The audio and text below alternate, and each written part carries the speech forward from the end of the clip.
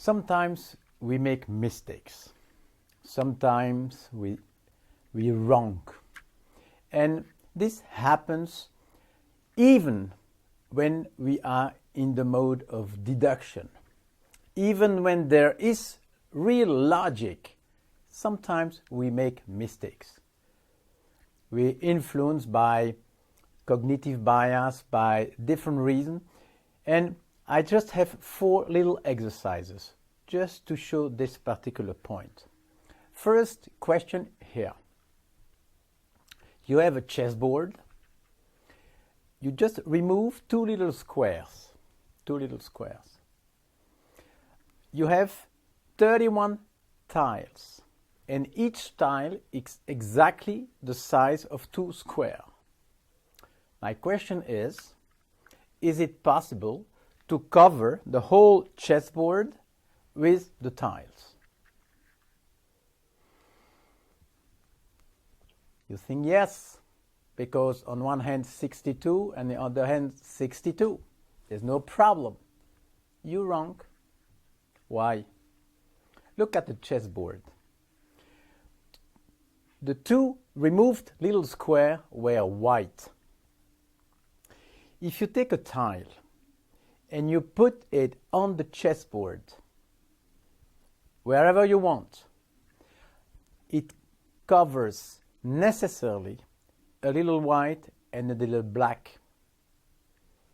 So you cannot succeed because on the chessboard you have 32 blacks and 30 whites. Not possible to do what I've asked. It's pure logic, and maybe you were wrong. Next exercise. Here's a product. I want you to give me the answer. How much is 2 times 3 times 4 times? Okay? You just remember what you have in your mind. Imagine I have another question. How much is 8 times 7 times 6? Now compare your 2 answers.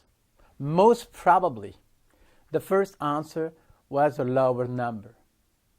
Because 2 times 3 times 4, 24, you go to, I don't know, 1500. With the other one, 8 times 7 times, maybe you are in the 5000, I don't know. It shows that even if there is one right answer, the way you frame the question probably will lead you in one or in another direction. It's another good example that when you are in a hurry and you think even logic can produce mistakes. Let's move to the next one. It's a bit more longer. So the situation is this one. Jack looks at Helen and Helen looks at Charlie. Jack is married and Charlie is not. The question, is there a married person looking at an unmarried person? 3 options. Yes, no, impossible to decide. Maybe you think you cannot answer because there is an information missing, the status of Helen. You're wrong. The answer is yes. Why? Because there are only 2 possibilities. Either Helen is married or not. And in both cases, you will have a married person looking at an unmarried person. So the answer was yes. Another example. Third exercise. It's a famous one. It was introduced by Kahneman and Tversky, who got the Nobel Prize in economy a long time ago. Look at this. My daughter is studying philosophy and works for Greenpeace. Do you think in the future the probability is higher to have her in a bank or to have her in a bank and in a feminist association?